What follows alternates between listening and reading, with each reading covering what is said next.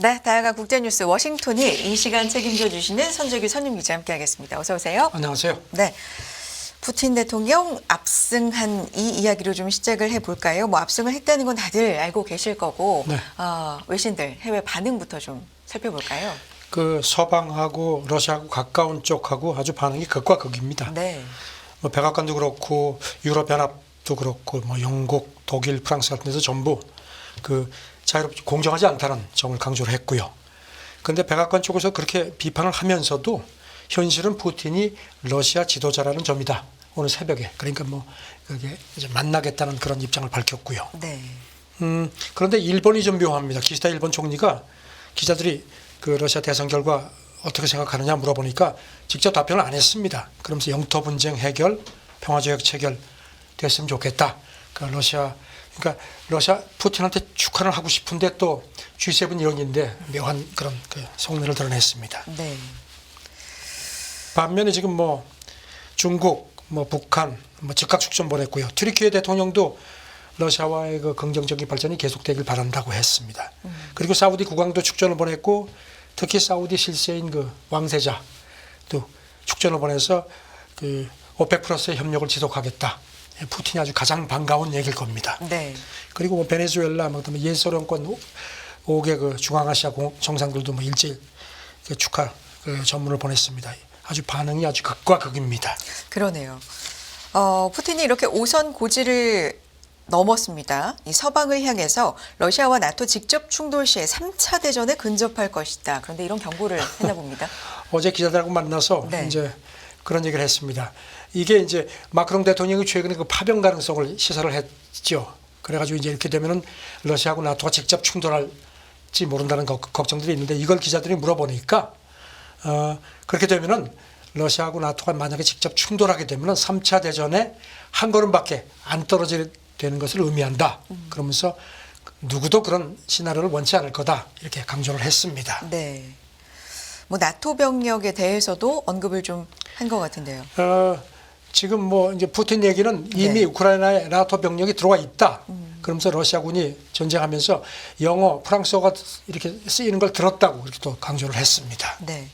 그 밖에도 뭐 이렇게 좀 승리를 하고 나서 압승을 하고 나서 여러 가지 얘기를 좀 한 것 같은데 정리해 주실까요? 네. 러시아 의지를 외부에서 억제하는 게 불가능하다.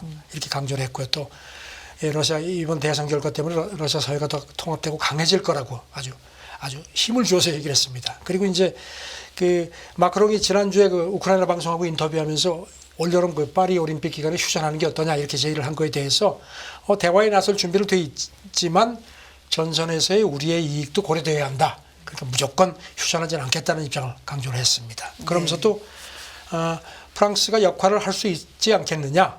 아직 모든 걸 다 잃은 건 아니라고 생각한다는 점을 그 여지를 보였습니다. 그리고 적절하다고 판단되는 시점에 우크라이나의 그 특정 완충지대를 만들 수도 있을 거다. 근데 이제 이게 뭐 이제 기자들이 막 더 질문을 하니까 다 자세한 내용은 언급하지 않았습니다. 특정 완충지대 어떤 내용일지 좀 궁금하네요. 그러니까 이제 네. 서방이 무기를 가져올 수 없을 정도의 그런 깊이가 필요하다는 얘기를 했습니다. 그리고는 더 얘기 안 했습니다. 그런가 하면 이 스위스 주재 중국 대사 스위스 매체 회견에서 우크라이나 평화 국제회의에 대한 언급을 했는데 어떤 얘기일까요? 앞서서 홍콩 사우스 차이나 모닝 포스트가 여러 소식통을 이용해 가지고요. 중국이 스위스하고 함께 우크라이나 평화 정상회의에 러시아를 이제 끌어들이는 방안을 추진하고 있다고 했는데 어제 보도된 스위스 매체 회견에서 그 스위스 주재 중국 대사도 같은 얘기를 했습니다. 스위스가 올여름에 이제 개최하는 우크라이나 평화 국제회의에 중국이 참여하는 방안을 검토 중이다. 그렇게 얘기를 했는데요. 그 어떻게든지 사태를 막아야 된다고 얘기를 했습니다. 그런데 러시아 쪽에서 좀 찬물을 끼얹었습니다. 네. 어제 모스크바에서 그 러시아 대선을 참관했던 그 중국 참관단하고 만나서 러시아가 협상이 항상 열려 있는데 그 젤렌스키 평화 공식을 홍보하는 행사에 우리는 참석할 수 없다. 일축을 했습니다. 일단 그 대화를 하겠다는 뜻을 좀 슬그머니 비치면서도 젤렌스키 마음대로는 안 된다는 그런 좀 딴지를 걸었습니다. 네. 자, 러시아 얘기 조금 더 해보겠습니다. 어쨌든 푸틴 대통령이 조금 더 장기 집권을 할 것이다라는 건 많이 예상들을 했지만 과연 왜 러시아가 다시 푸틴에게 이렇게 맡겼느냐 여기에 대해서는 좀 그래도 분석이 많은 것 같습니다. 정리해 볼까요? 일단 여러 가지 분석이 나옵니다. 네. 푸틴이 정말 뭐 여러 가지 극복을 했죠. 우크라이나 전쟁도 그렇고 그다음에 지금은 잊혀진 이름이 됐지만 그 바그너, 그 프리고진 반란도 있었고요. 그리고 또 이제 그 나발리가 직전에 그 옥중 사망한 것들 장애가 많았죠. 그래도 극복하고 어쨌든 연장을 했죠. 여기에 대해서 지금 이제 분석이 나오는 게 푸틴 독재를 다들 비판을 하는데 대체 불가라는 겁니다. 그런 게 이제 그래서 러시아 사람들이 체념도 있고 거기다가 또 기대감도 살짝 있다는 겁니다. 그래서 이번에 대선에서 압승한 거 아니냐 이런 분석도 했고요. 그리고 뭐 예전에 그 고르바초프가 페레스트로이카 개혁 개방 했는데도 그때 경제난을 해결하지 못했죠. 그리고 결국은 소련이 붕괴됐죠. 그리고 러시아 초대 대통령 옐친도 뭘 해보려고 하는데 모라토리엄 선언 같은 걸 해서 러시아 꼴이 많이 아니었죠. 그런데 이제 2000년에 푸틴이 처음 대통령 되고 나서는 이제 러시아의 그 영광을 회복하겠다, 강하게 하겠다고 해서 이제 그걸 쭉 펴왔는데 마침 또 고유가 시대하고 딱 겹쳐가지고 재미를 봤죠. 그래서 러시아 경제가 나름 좀 이렇게 탄력을 받았고요. 그리고 또 뭐 아시다시피 석유, 가스, 뭐 식량 풍부하죠. 그것 때문에 세계 경제에서 뭐 지금 그렇게 제재를 해도 아직도 그 무너지지 않고 있는 거고요. 그러니까 과도 있지만 공도 이런 게 있다. 그렇죠. 그렇게 평가가 된다는 네. 겁니다. 특히 러시아 젊은 층이 이런 소련 붕괴 트라우마 같은 것도 없고 이 사람들은 지금의 안정과 지금 뭐 이런 대로 질서가 유지되는 거 아니냐 하는 그런 게 있다는 겁니다. 그게 푸틴의 뒷심이 된 것 같다. 그래서 지금 말씀하신 것처럼 과도 있지만 공이 더 크다 하는 게 러시아 사람들의 대체적인 판단인 것 같다. 그게 이번 선거 결과로 반영이 된다는 겁니다. 앞서서 경제적인 얘기도 해주셨는데 구체적으로 뭐 수치가 좀 어떻게 나오고 있는지 궁금합니다. 러시아 국제통화기금이 작년 10월에 러시아가 올해 1.1% 가량 성장할 거로 봤던 거를 지난 1월에 2.6%로 대폭 상향 조정을 했죠. 네. 그리고 좀 실업률도 어쨌든지 작년 10월 기준으로 해서 한 2.9%니까 그렇게 높지 않은 걸로 나타나고 있습니다. 네. 그리고 또 뭐 나치 제거한다, 뭐 북대서양 동진 나토 동진 저지한다는 그 푸틴의 어떤 그런 전쟁 명분에 대해서도 나름 러시아 내에서도 수긍하는 그런 목소리들이 적지 않다는 겁니다. 말씀해 주신 이 실업률 같은 경우는 거의 역대 최저 수준이라면서요. 뭐 이런 근데, 것도 좀. 네. 근데 이제 그 속의 깊이는 모르지만 일단 그렇게 나타나고 있죠. 네. 그리고 또 푸틴이 어쨌든지 간에 지금 서방 전체하고 좀 맞서고 있지 않습니까? 그런 데 대한 러시아 그 제국에 대한 어떤 향수 같은 것도 있고요. 그리고 또 러시아 역사가 보면 러시아가 그 침략을 많이 당했는데 그때마다 강력한 지도자가 이렇게 침략을 이제 물리쳤다는 그런 데 대한 어떤 기대감 같은 것도 있다는 겁니다. 네. 또 어떤 성향 뭐 이런 분석도 있습니까? 그리고 이제 러시아 사람들이 어떤 네. 그 제정 러시아 시대에도 박해가 많았고 그다음에 옛 소련 때도 뭐 굉장히 그야말로 철권 통치를 했죠. 근데 그러니까 그냥 에이 하고 현실에 순응하는 거. 그리고 어려운 거 있으면 그냥 아예 피하는 이런 게 러시아 사람들의 어떤 습성에 배어 있는 것 같다. 물론 이거는 서방 쪽 판단입니다. 그리고 또 전쟁이 이제 길어지는데 불만도 있고 비판이 있지만 이제 그냥 무관심 쪽으로 가고 있다는 겁니다. 그리고 또 이제 여기 이제 또 결정적인 요소는 반정부 움직임이 있지만 확실한 지도부가 없다는 겁니다. 나발리마저 이제 이렇게 사망을 했기 때문에 그리고 또 많은 그 반체제 인사들이 해외에 있고 나발리 지금 미망인도 독일에 있지 않습니까? 그래서 어떤 구심점이 되기에는 역부족이라는 겁니다. 이런 여러 가지가 푸틴의 압승의 배경이 된 것 같다는 분석입니다. 뭐 대안이 될 사람도 없고 맞설 사람도 이번에도 뭐 없고. 3명이 나오긴 네. 했지만 뭐 그게 뭐 들러리죠. 네. 그리고 과도 있지만 공도 상당히 좀 높게 평가가 되고 있다. 이런 분석이 있군요. 러시아 얘기 좀 더 해볼까요? 이렇게 되면 거의 뭐 종신 집권까지도 가능한 거 아닌가라는 얘기들도 좀 많은데 어쨌든 푸틴을 가로막는 건 이제 뭐 없는 겁니까? 그러니까 지금 지금 헌법도 바꾸고 해가지고 네. 2030년까지 6년 더 하고 그리고 또 6년을 더 할 수 있거든요. 그러니까요. 뭐 이변이 없으면 그때도 뭐 되지 않겠냐는 얘기. 그러면 84세까지 사실상 종신집권입니다. 네. 그러니까 지금 뭐 이제 그걸 막을 방법은 본인의 건강밖에 없다는 푸념까지 나오는데 네. 일단 장애도 만만치가 않습니다. 우선 우크라이나 전쟁 문제 이게 3년째니까 이것도 만만치 않죠. 서방하고도 계속 갈등할 수밖에 없고 지금 뭐 3차 대전 얘기도 막 경고를 했으니까요. 그런 상태에서 지금 그래서 그런지 지금 러시아 사람들이 굉장히 피곤해한다는 겁니다. 지난해 조사를 해보니까 러시아 사람들이 술 많이 먹는데 보드카를 더 먹는다는 겁니다. 그리고 젊은 사람들도 지금 뭐 계속 이제 징병 징집이. 되니까 이제 네. 그런 거에 대한 불만도 있고 네. 이번에 또 부정선거 의혹도 지금 계속 가라앉지 않는 것도 잡음이 계속되지 않겠느냐. 국제적으로는 어쨌든 좀 고립될 수밖에 없는 상황이기 때문에 이거에 대한 부담도 좀 그렇죠. 있지 고립돼 않을까요? 있죠. 네. 그런데 이제 그 와중에 이제 석유라든가 이런 이제 식량 같은 거 수출해서 이제 버텨왔는데 과연 이런 그 버티기가 언제까지 갈 수 있겠느냐. 지금 유가가 오늘 새벽에 오르긴 했는데 지금 뭐 이제 유가 그 출렁이면 뭐 러시아 경제는 아주 굉장히 거기 직격탄을 맞게 되죠. 네. 그다음에 지금 기준금리가 연 16%, 인플레 관리도 만만치가 않습니다. 푸틴이 뭐 여러 가지를 그 공약을 했는데 글쎄요, 이런 그 여론 달래기가 얼마나 더 먹혀들겠느냐 이런 회의감들도 많습니다. 네. 러시아 얘기 여러 가지를 좀 정리해 봤는데요. 또 추가로 전해 주실 게 있을까요? 뭐 그런 그 푸틴이 그 공약한 것들이 보면 말이죠. 네. 뭐 여러 가지가 있습니다. 이거 자기 뭐 출산율 제고 여기도 저출산 심각하고 뭐 최저임금 올리겠다. 그다음에 구매력 세계 4위 경제국 내가 만들겠다. 뭐 그리고 뭐 평균 기대 수명도 더 높이겠다고 하는데 네. 이게 그렇게 푸틴 마음대로 되는 건 아니죠. 네. 러시아 외무 라브로프 외무장관이죠. 네. 러시아가 협상에는 열려 있는데 젤렌스키 평화 공식 홍보 행사는 참석할 수 없다. 뭐 이런 얘기도 있습니다. 어제 모스크바에서 네. 그 중국 참관단 만나서 중국이 지금 이제 그러지 말고 와서 그 같이 그 국제 회의에 참석하자고 종용을 하는 모양입니다. 그러니까 우리는 대화에 열려 있지만 젤렌스키의 그 이른바 평화 공식을 홍보하는 그런 행사에는 가지 않겠다. 일단 선을 걷는데 기싸움하는 상황으로 보입니다. 알겠습니다. 러시아 대선 결과에 대해서 이런저런 분석들 쭉 정리해서 살펴봤습니다. 다음 미국 경제 얘기를 좀 해보겠습니다. 미국 경제가 강하다. 뭐 지표를 통해서 계속해서 확인이 되고 있는 상황인데 그래도 심리적 불경기에서 헤어나지 못하는 것으로 어떤 조사 결과가 나왔나 봅니다. 미국의 전미경제연구소 이게 이제 비영리 기관인데 상당히 그 권위를 인정받죠. 경기 예측을 많이 하죠. 거기서 보고서가 최근에 나왔는데 지표는 좋은데 미국 사람들이 심리적 불경기 그에서 그런 우려에서 헤어나지 못하고 있다는 겁니다. 그러면서 이걸 이제 분석을 하면서 네.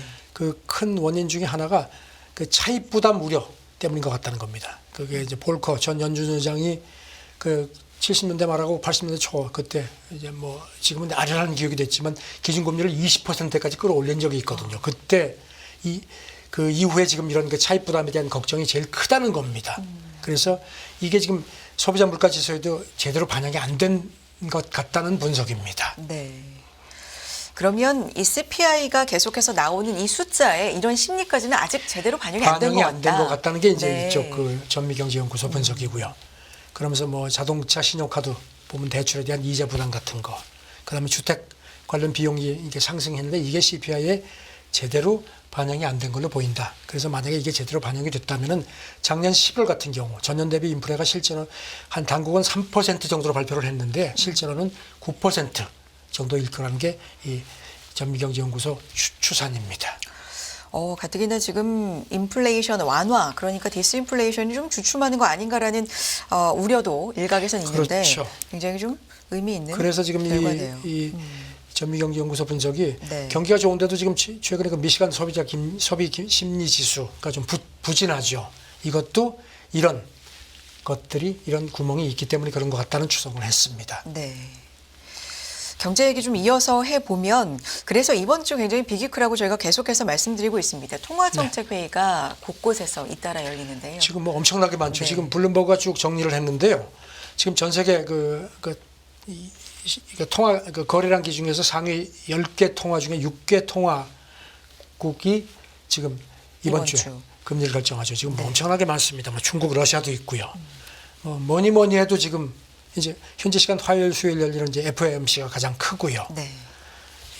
그런 상태고 지금 근데 이 와중에 이제 고금리 장기화 가능성도 살짝 고개를 든다면서요. 네. 그래서 지금 파이낸셜 타임스가 실물 경제학자 대상으로 조사를 해보니까 3분의 2 이상이 올해 연준이 금리를 내리는 게 두 번이 채 못 되지 않겠느냐. 첫 인하 시기도 지금 시장은 여전히 6%, 6월로 보는데 7월에서 9월 정도로 전문가들은 조금 좀 이렇게 좀 뒤로 빠지는 네. 것 같다는 겁니다. 점도표를 그래서 이번에 좀 중요하게 더욱더 지켜보는 상황이 됐습니다. 일본은행 얘기 좀 해볼까요? 오늘 발표가 되는데. 일본은행이 네. 오늘하고 내일 금리 정책 결정회의를 하죠. 대충 마이너스 금리가 이제 17년 만에 끝나는 걸로 보이는데 이제 그러면 언제 다시 인상을 하느냐 이걸 놓고선 이달이나 네달 정도는 지금 약간 엇갈리는 건데 일단 일본은행은 금리를 인상하지 않겠느냐는 그런 관측들이 많습니다. 맞습니다. 18일, 19일이니까 오늘 이제 이틀째를 맞고요. 오늘 조금 있다가 발표가 될 것으로 보입니다. 낮에. 이번 주는 그 밖에도 그러면 어떤 나라들 앞서서 많이 말씀해 주셨는데. 맞습니다. 네. 오늘 같은 경우 호주도 하고요.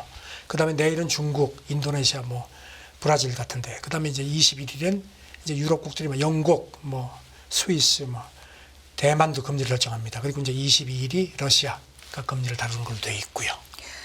그야말로 빅 위크입니다. 통화정책 회의가 굉장히 세계적으로 많이 열리는. 다음 얘기도 경제 얘기인데요.